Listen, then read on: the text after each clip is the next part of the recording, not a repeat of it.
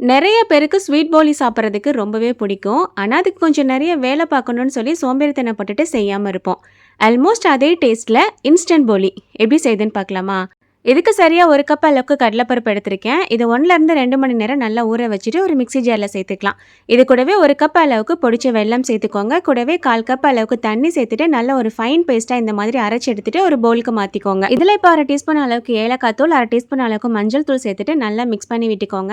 இப்போ இதுக்கு நான் கோதுமை மாவு சேர்த்துக்க போறேன். நீங்க மைதா சேர்க்கணும் அப்படின்னாலும் சேர்த்துக்கலாம்.